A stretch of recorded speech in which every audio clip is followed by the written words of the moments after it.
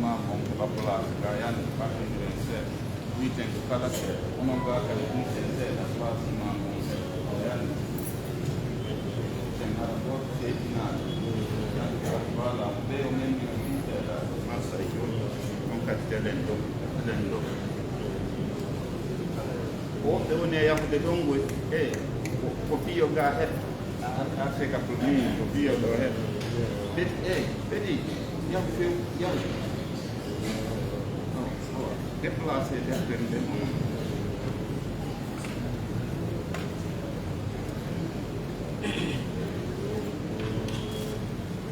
sitte onon ka deftere ɗo mon mbattaki toon seeɗa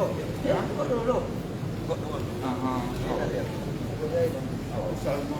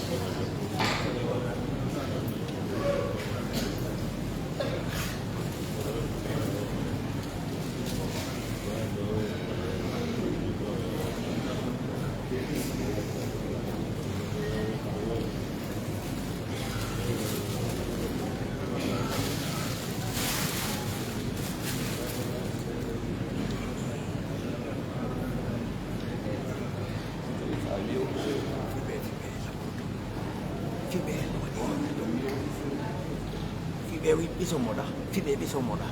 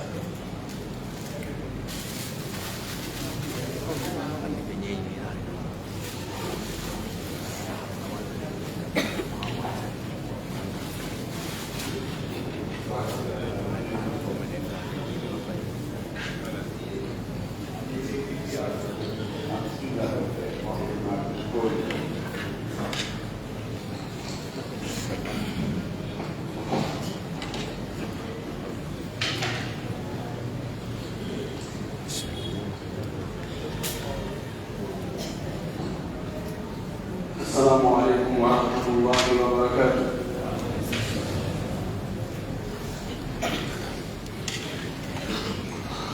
الله أكبر الله أكبر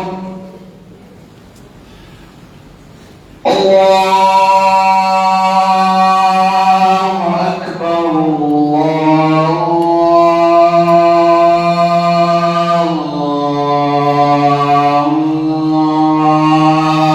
أكبر أشهد أن لا إله إلا الله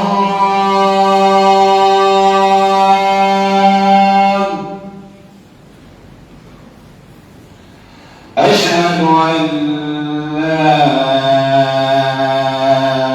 إله إلا الله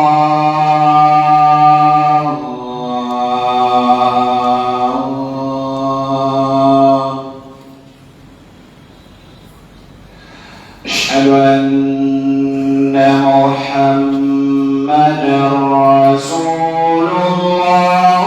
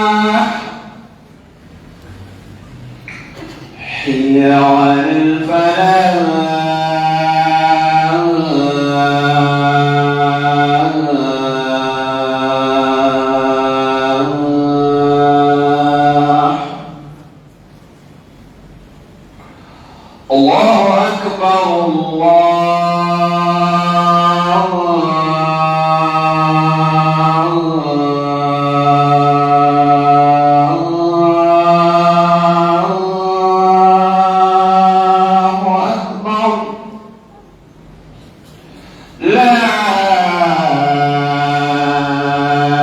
إله إلا الله.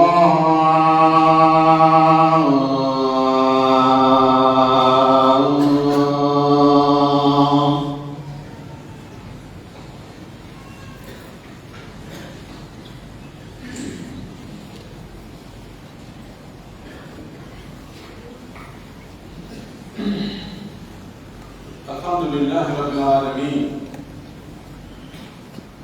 الحمد لله الذي جعل الحج من أركان الإسلام الكرام ودعائمه الجسام،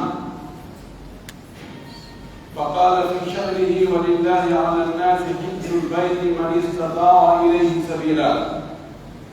نحمده ونستعينه ونستهديه ونعوذ به من شرور أنفسنا ومن سيئات أعمالنا. من يهده الله فلا مضل له ومن يضلل فلن تجد له وليا مرشدا. أشهد أن لا إله إلا الله وحده لا شريك له، وأشهد أن محمدا عبد الله ورسوله وصفيه من خلقه وحبيبه. هو القائل: يا أيها الناس إن الله كتب عليكم الحج فحجوا. اللهم صل وسلم وبارك وأنعم عليه وعلى آله وأصحابه ومن سار على نهجه واتبع سنته إلى يوم الدين. أيها المسلمون، أوصي نفسي وأوصيكم بتقوى الله عز وجل وطاعته في السر والعلن وفي القول والعمل، فإن التقوى هي خير زاد، وتزودوا فإن خير زاد التقوى.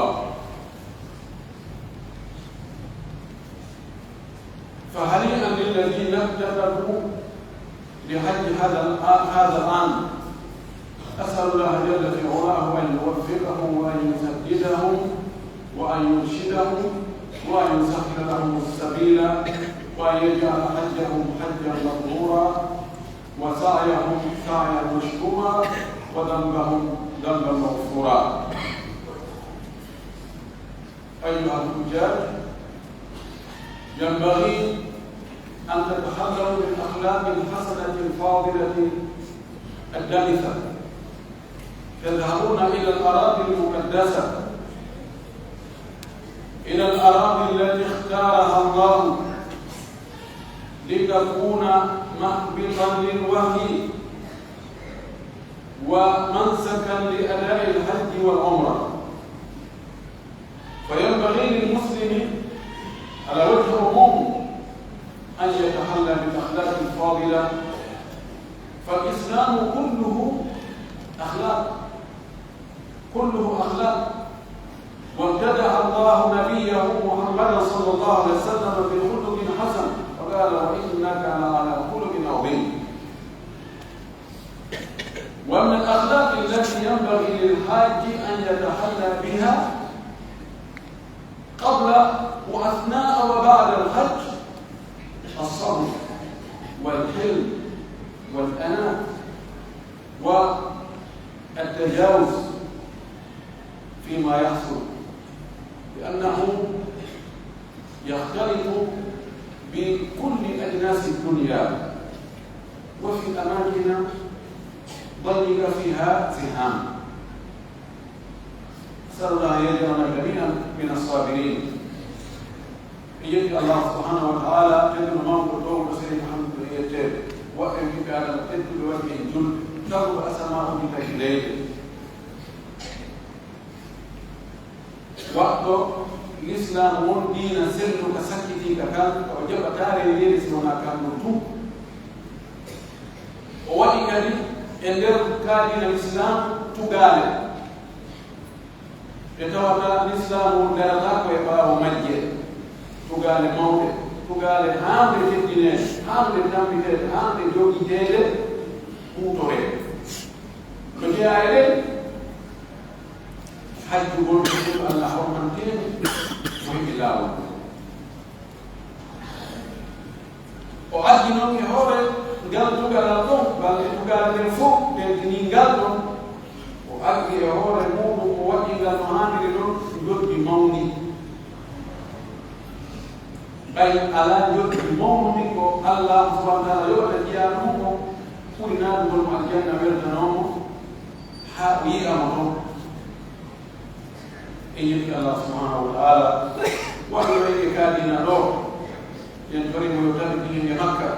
hada ko e Makka woni ko timmete Allahumma amin yen tori ko yuri ila Muhammad sallallahu alaihi wasallam ko mo ne men sawlumen mula do nunila pewa nunila mokere nunila yumene ite seedo ko Allah nuni mo ite seedo ko yutinno ite seedo ko la ko den ko mokere ko ida ko mokini fo ko kan ko manga en ko wi he ko no yimbe ko no yo jama Allah farli hajji hawla modo ko hajji dole dole ma ko dole sahaba ko fo ko la jalla anga ko ko dina ko yo ko no kan dole jokin kadina Allahumma amin musibe dole teddo men almen hajju ko e farilaji mawni jeya si tawi sharti din timmi si tawi neɗɗo ko jurɗo ko hen fa ko makko haqqi himo taaga na yahugo hewɓe e Makka taagirana ɓanndu makko ndu e jawdi ko ɗum watte ko himo mari ko accana ɓeygu e makko de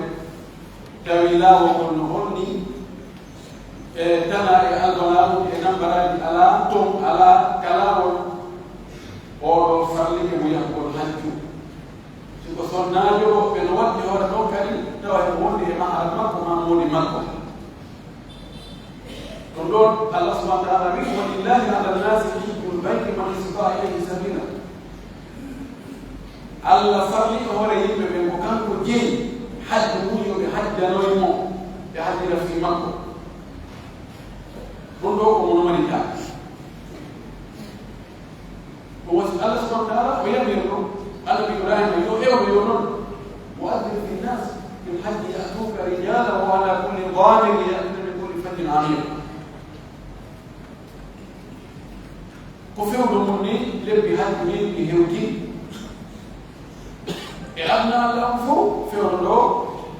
ko mebbinagol ko préparagol wonande ɓe Allahu ñownani ɓe fi yahugol e ngal tummodira ɓurngal mawnude e tummude l'islam hajjoɓe ɓe Allah moƴƴi e muɗum hikka windi fi hajjoygol hani Allah asalullah an yarzuqahu hajjan mabrura ɓe Allah lewni hikka yo windo fi tottoygol o farilla o haray yette Allah moƴƴi menen men yettani on Allah ko arside ko moƴƴere ko teddugal ko nema wona faale o duuɓo julɗo fof no faala hewtugol Makka tokka o farilla hewɓe Madina juurinde Nelaɗo sallallahu alayhi wa sallam nokkuji tedduɗi nokkuji mawɗuɗi nokkuji laaɗuɗi nokkuji ɗi Allah suɓi ngal ɗon dewal ngal waɗata ko si wona ɗon haray yette Allah si tawi neɗɗo o Allah moƴƴiti e makko tawi mo fokkiti Makka o windike yahugol Makka tawi ko jawdi laaɓuɗi dagiiɗi ko ɗum o woni e wadde fere ɗum woni wadde njoo ko ɗum woni accande ɓeygol makko nden tawa ko si Allah kadi woni e yaarude haray alhamdulillahi rabbil alamin Nelaɗo sallallahu alaihi wa sallam no weltinirimo o wi man hajja falam yarfus walam yafsuq raja'a ka yawmi waladtuhu mo hajjoyi tawi ko waɗaani ɗon fankareeji e goɗeeji o yeddaani ton Allah o waɗi hajju mum no haani waɗireede noon o waɗite ko haana waɗirede ko o arta e tawa bakkaati makko ɗi looɗaama haalaaɓi bossi o heddoraa bakkaati mum no waɗi o ñande yumma makko jiɗima yaalaha min fadila embatu ko ɓural embatu ko teddugal o maaki nokku ko alhajju lmabrumu laysa lahu jazau illa aljanna hajju ɗigguɗo on hajju moƴƴuɗo on waɗiraaɗo fi Allah ñemtina nelaaɗo e nder golle ɗe ko haani waɗde ko waɗa ko haana waɗeede ko woɗa nguuɗo hajju mo alaa joɗɗi sona aljanna lammaaki hasi goɗɗo goo Cheikh Albani tigi no wi hasi on ko hasan وما في تابعه بين الحج الحج والعمرة فإنهما ينفيان الفقر والذنوب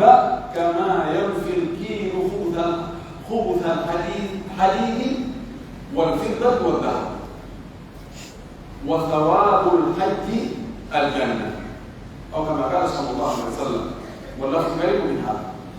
لا ما تجوك إلى حج عمرة سيو مالفير سو وقت عمرة يا هم كانوا حج يا هم كانوا حج ولي يا هم حج ولي حج ولا عمرة بيت ما فيرو سو حج عمرة إلى أن يكون باسل إبكار إباد من موجة باسل إبكار يكون يوم يجيارو لا من لولا من هو فس وانو أنجل نستمي جاني كورني dituni baki ya Mungu na alama hii wifana na waji tunafaa kupelekwa lugha jadi la ni boy kwa no haji umra au kwa tabaka hajia usiku tumetenda ngal kwa ndo ndiye mtelo kama dawa zina mtila na Allah ولو ولي لله صلى الله عليه وسلم هدي وإن اللهم حجا لا يأتي ولا سنة الله مو حج ونا بولد فيما أنتم يجوا على من على في الحج في كل يوم على وفي ما مصيبة أن وند حج يوم نهان أو أفوق بالحج أفوق بالحج لو أدم وجاي الحج فوق وفوق نتوه بينه جلده نهان جوجا نجيبه لموت بمهان تيجي نجيبه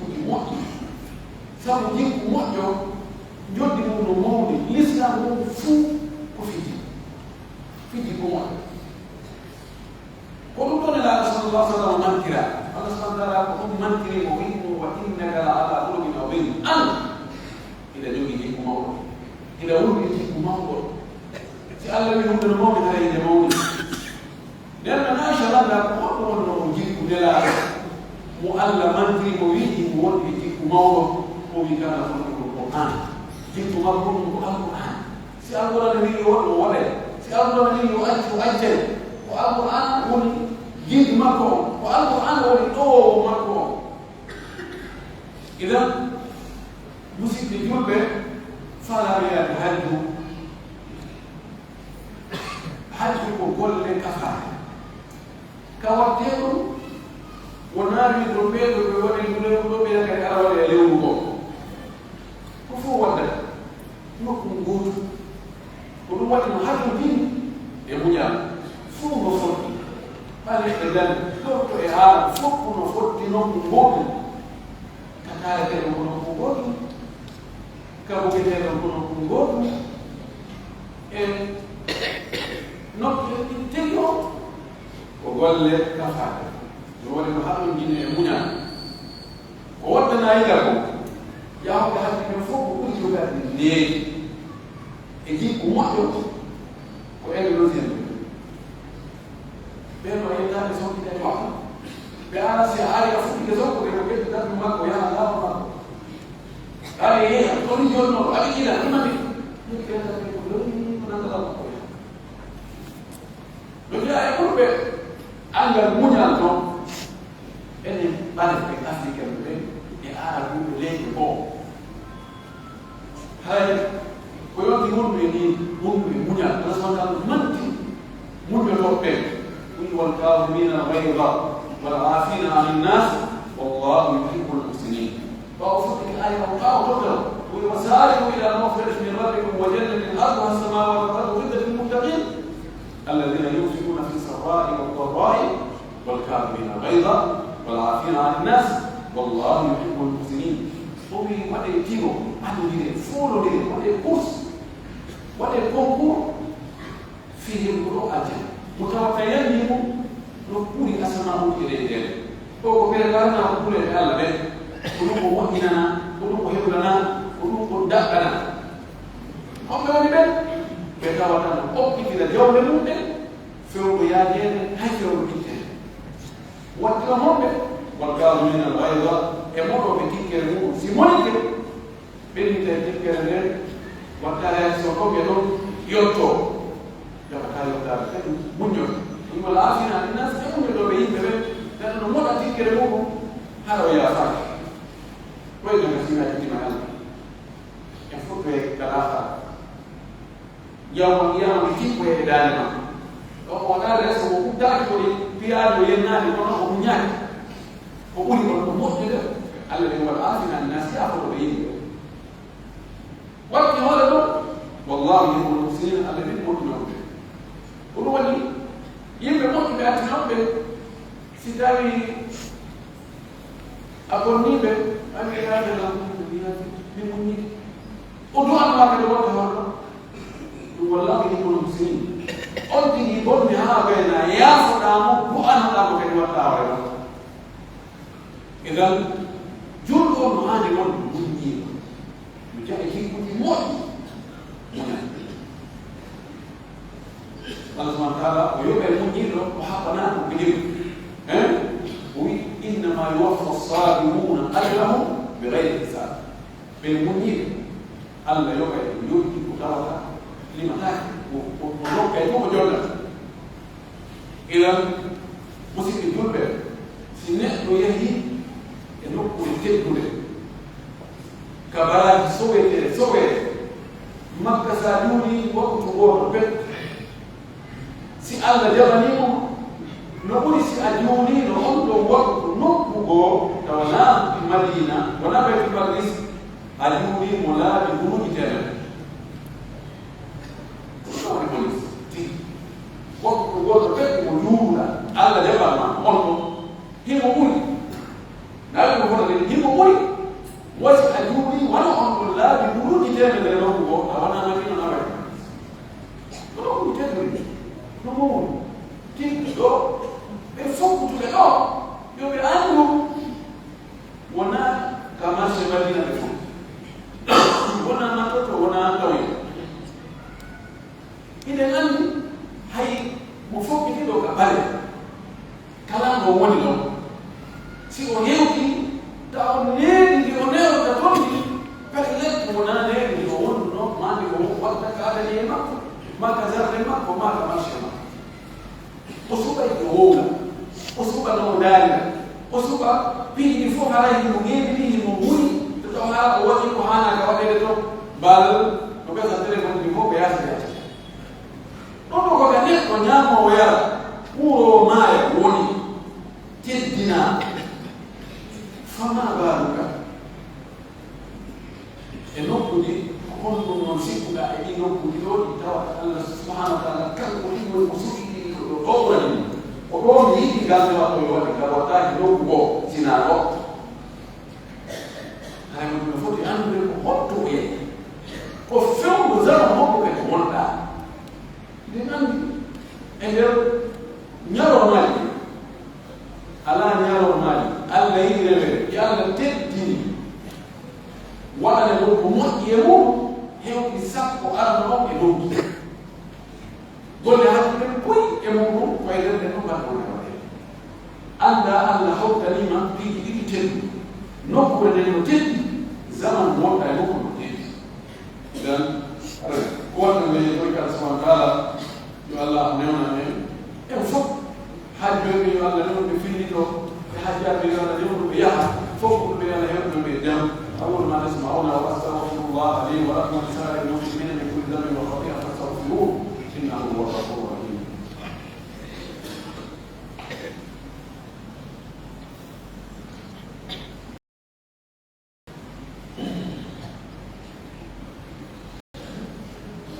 الحمد لله وكفى وصلاة وسلام على نبيه المصطفى وعلى آله وصحبه ومن تبع أثره واقتفى. إيه الله سبحانه وتعالى أفكار حكم الإمور إمهان يدل إمهان الجبر إمهان المؤمن اللي مكنين نهير إذا هو برمين ما دمكو إذا هذا مجابر إذا هذا مهان جابر إذا هذا مدور إذا هذا ملاكين ودوم ما لين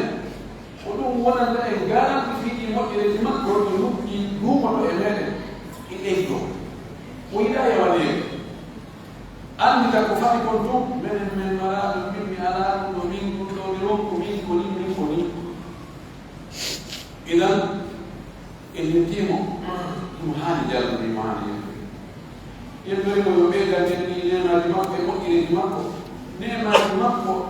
umari en heɓani no oppore faale ɗi no dagi faale ɗi mo andi so kemo yo yewna henɗi kala faala sakkadi walla ni ko yima ha yondete neman faale ɗi moƴƴere ɗi ha ko naftinani kadi allahuma amin musidɓe julɓe tedduɓe hadiya goɗɗo o no mbiya e neɗiji ko hani ne orde hala ko waɗani hani wuuɗe e golle ko yehi woɗɗo goɗɗo ha o anda ko onno waɗi no heewi yahoɓe hajju ɓe waɗa hayso ɓe waɗi goɗɗo ɗo ko ɓe yahi wat goɗɗo kono ɓe waɗa kadi woɗɗaji ɓuyto ɓe yaɓini men waɗa kamɓe kadi ɓe waɗa ɓe ara mema ɗo kamɓe kadi ɓe ara ɓe mema ɓe ara ɓe wuja ɗo coñi maɓɓe ɗi ɓe fofa ɓe ara ɓe kadi ɓe ara ɓe fofa ala defu ka faala gollude golle moƴƴe ko ɓe janganaɓe gollude gollirte si a janganaɓe landuɗa janguɓe no ɓe gollirte no ɓe yeetoma jaɓaka ɗum ɓe wola ma ko waɗa anino idan si tawi on ɗigi jangana ko honno ɓiɗi ɗin waɗirteɗo ko taka yo heto guiltuɓe makko ɓen ɓe tawata ɓen ɗo himo hooli himo andi ɓen ɗo ko anduɓe ko laaɓuɓe reedu ko selluɓe finde ko taakuɓe toon o laliyoɓe kala ko jiɓɓanim ko honno ɗum ɗo waɗi emen yiɗi ɗon waɗe hay malaɗo ɗon men amono waɗde taw han ma tintide tawa so ɓe woronano ɓe jaɓay hana towmi tagol e woɓɓe goo ɓe jonnude ga conseil so yahino nawayde ko dina mon ko naɓe on to hattugol yani wayno ko dina men kaga e dina tan kono serki si tawi kam no serki haɗa wawi ko tawna ko ɗon ka fuɗɗi ko ɗon ka eni ka tumbi ka ariga idan yo on tigi o eto ko watta ko haala himo tippi ɓe dani imma ko kanko dani ko hoore makko ma ko jangaɓe ɗum ɓen ko ɓen ko landi ol ilmu ɗiɗon feƴƴi الاحترام بالأنظمة والتوجيهات من قبل رجال الأمر هل جاء نيجي وحاجة كل حال أرض تبدين كل جوكبي ولا تبدين لكن نلام روح حسنا بذلك مثلا سجاري لو فيديو هاي بين انه يا رجل انا ده كمان انه ما مين كلهم هو يا رجل كلهم يا رجل او لو سيكي كلهم مجانن انت اجابه سومي هذا ايه اللي هو الكويس اللي توقف وان بيجوبس وبوليس او حاسنا بيجوبس بيجي يا هو يا سيدي ده وده بس بيجي جو جواز بيجي جو جولا سمعنا بوقتكم هذه مفاجاه kono ɓalli maɓɓe o ko fii o hakkil ko jooni o fof ɗon fii o ɗattana walla gasara tana yeeso ɗo ana annda annda wala ko yahude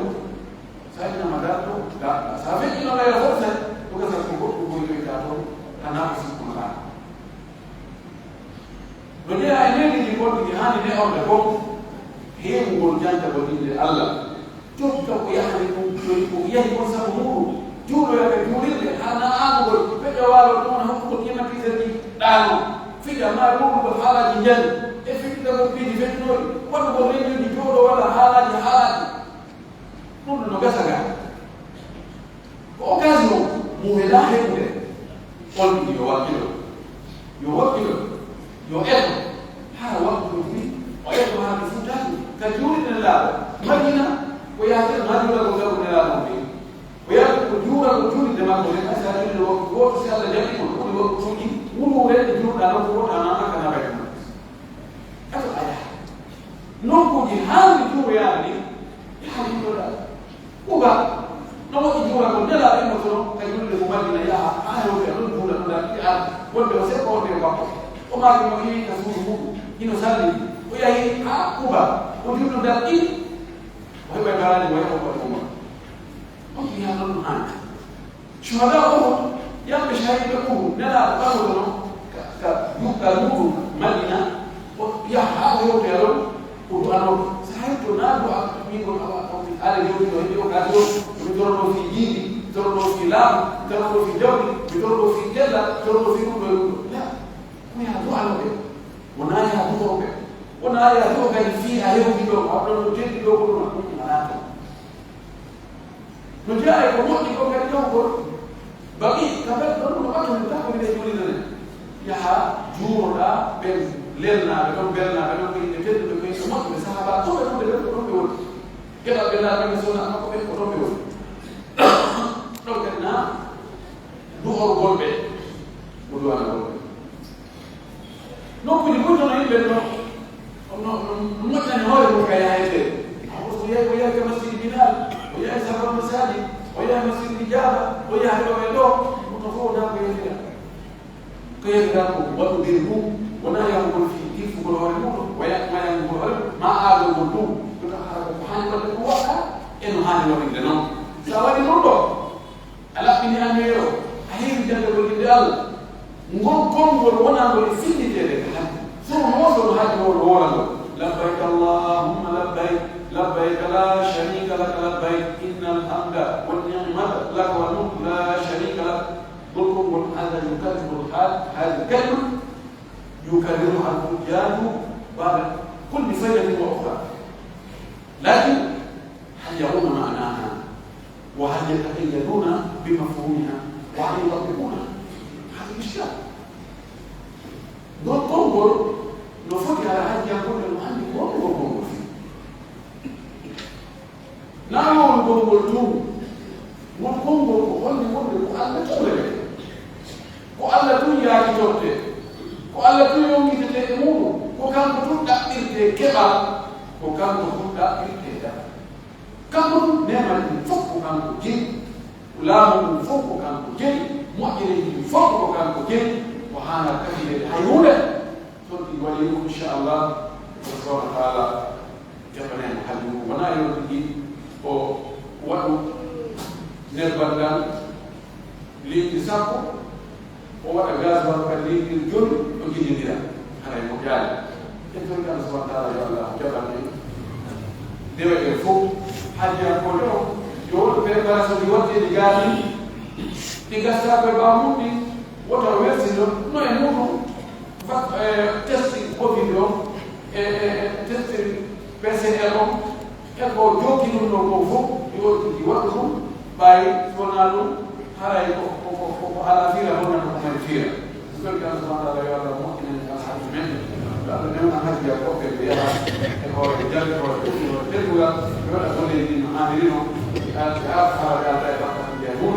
اللهم انا من هديت واهدنا من عافيت وتولنا من توليت وبارك لنا فيما اعطيت وقنا واصرف عنا برحمتك شر ما قضيت فانك تقضي ولا يقضى عليك انه لا يزمع عليك ولا يذم عليك ولا تقبل عليك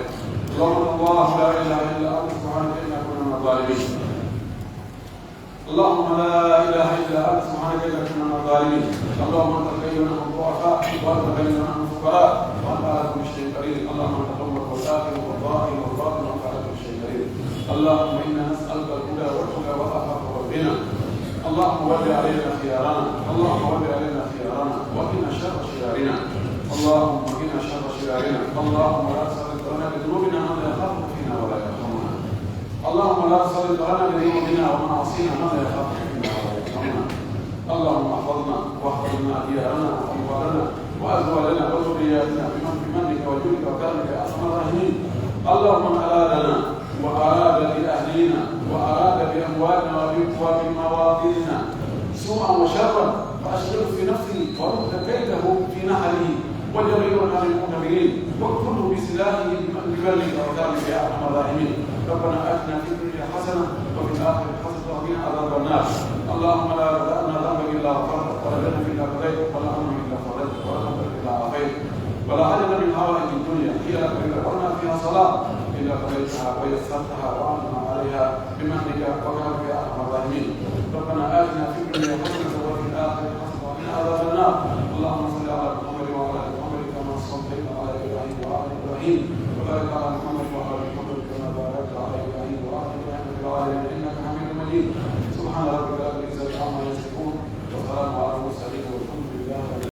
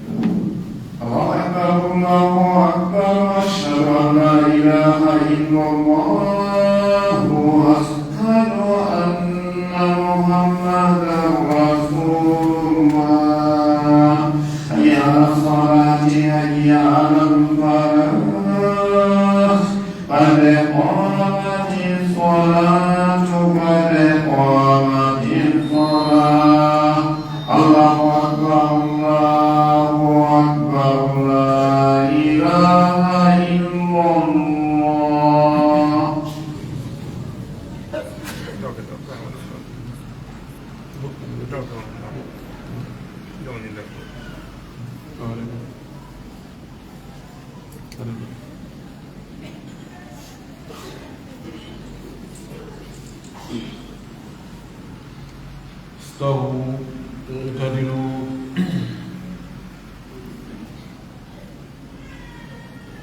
الله أكبر.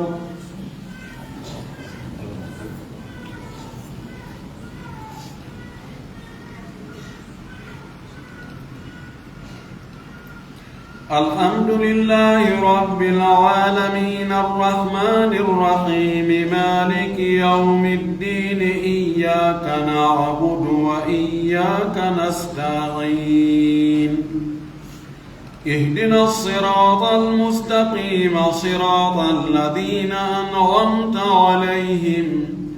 غير المغضوب عليهم ولا الضالين.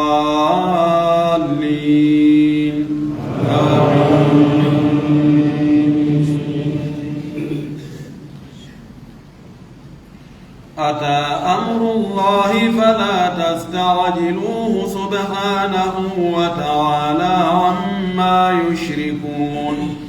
ينزل الملائكة بالروح من أمره على من يشاء من عباده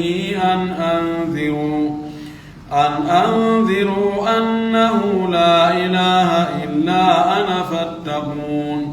خلق السماوات والأرض بالحق تعالى عما يشركون. خلق الإنسان من نطفة فإذا هو خصيم مبين. والأنعام خلقها لكم فيها دفء ومنافع ومنها تأكلون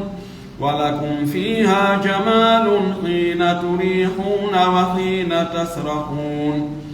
وتحمل أثقالكم إلى بلد لم تكونوا بالغيه إلا بشق الأنفس إن ربكم لرؤوف رحيم. والخيل والبغال والحمير لتركبوها وزينة ويخلق ما لا تعلمون. وعلى الله قصد السبيل ومنها جائر ولو شاء لهداكم أجمعين. الله أكبر.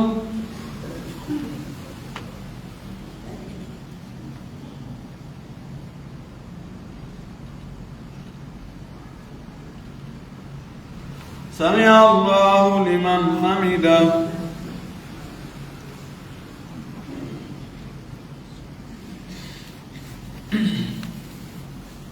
الله أكبر.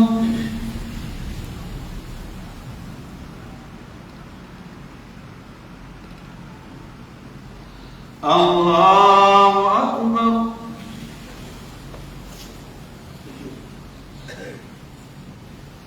الله أكبر.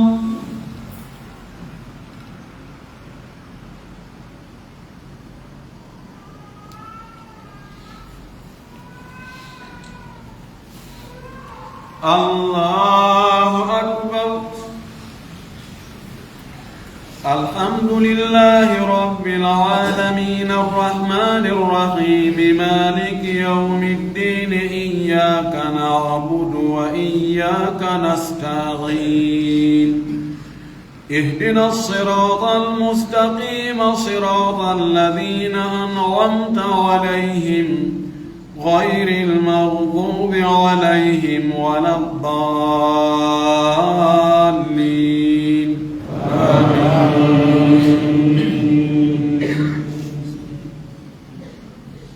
هو الذي أنزل من السماء ماء لكم منه شراب ومنه شجر فيه تسيمون ينبت لكم به الزرع والزيتون والنخيل والأعناب ومن كل الثمرات إن في ذلك لآية لقوم يتفكرون وسخر لكم الليل والنهار والشمس والقمر والنجوم مسخرات بأمره إن في ذلك لآيات لقوم يعقلون وما ذرأ لكم في الأرض مختلفا ألوانه إن في ذلك لآية لقوم يذكرون وهو الذي سخر البحر لتأكلوا منه لحما طريا وتستخرجوا منه حلية تلبسونها وترى الفلك مواخر فيه ولتبتغوا من فضله ولعلكم تشكرون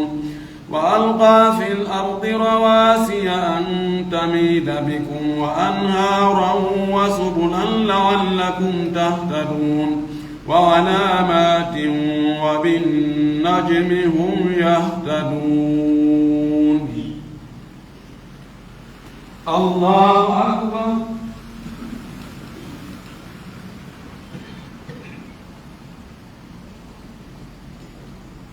سمع الله لمن حمده.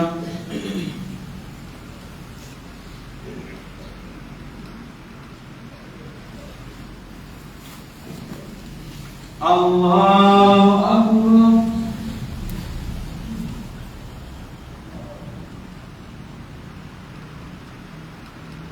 الله أكبر.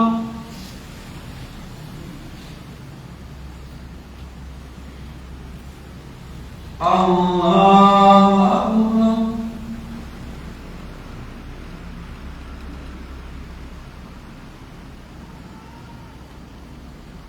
الله أكبر.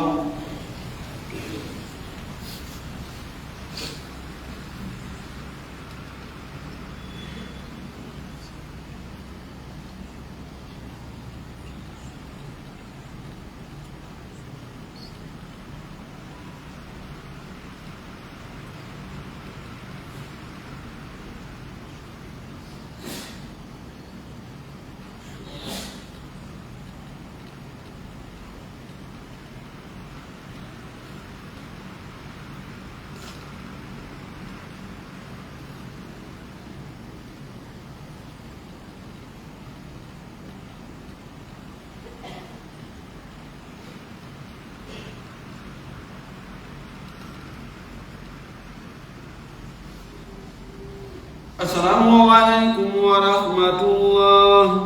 السلام عليكم ورحمة الله. Assalamualaikum warahmatullahi wabarakatuh.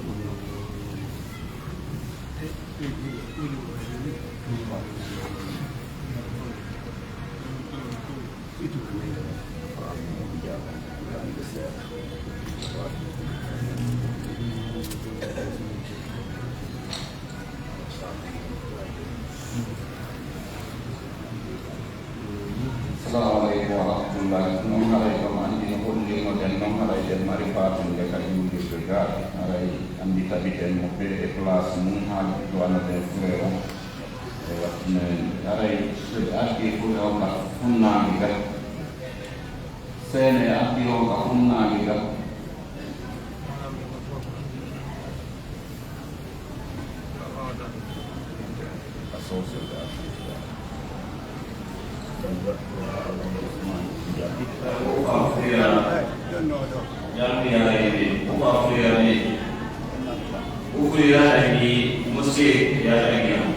Ahmad, apa ni ende dong? Kita dong.